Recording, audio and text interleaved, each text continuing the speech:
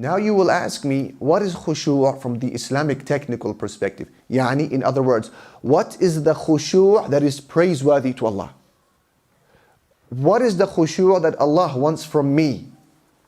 When Allah described human beings and praised them as having khushu', what does that mean?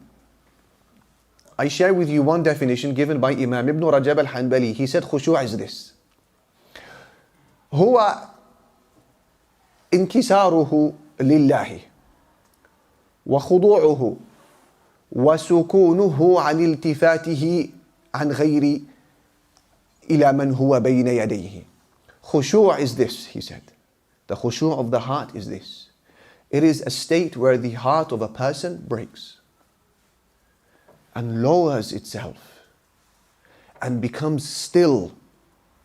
Therefore, not looking at other than Allah subhanahu wa ta'ala. Did you get the definition? The khushu' of the human heart, he says, is a state where the heart breaks. That's the humble aspect that we spoke about. And lowly. When it breaks and it lowers itself and it becomes still, therefore no longer turning to other than Allah subhanahu wa ta'ala. That is khushu'. He then says, فَإِذَا خَشَعَ الْقَلْبُ خَشَعَتِ الْجَوَارِحُ كُلُّهَا تَبَعًا لِخُشُوعِهِ. Therefore, when the heart experiences khushu', every other limb of your anatomy experiences khushu' as a byproduct.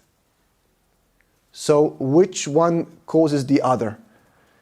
Is it that humble man who is praying like this, who tries to bring khushu' outwardly to his heart? Or is khushu' something that begins from the heart? It's a state that your heart is in.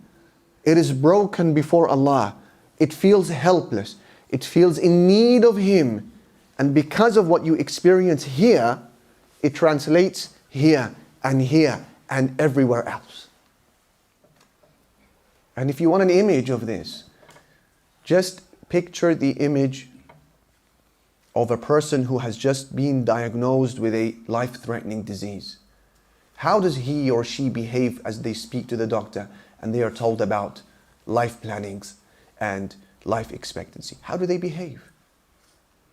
Picture the image of a man who has a debt that he cannot pay, and now he's sat in front of the person whom he owes and he's saying to him, I'm sorry, I'm not going to be able to repay you. How does he behave?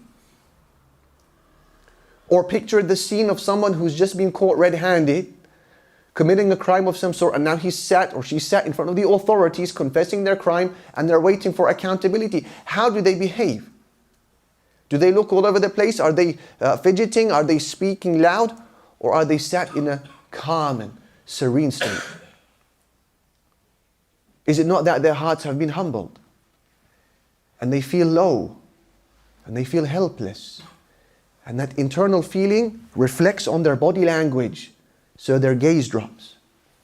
And their voices, their tones, they quieten down. And their pride is ousted. And their behavior is very much more managed. This is the situation of a Muslim who has khushu' of his Lord.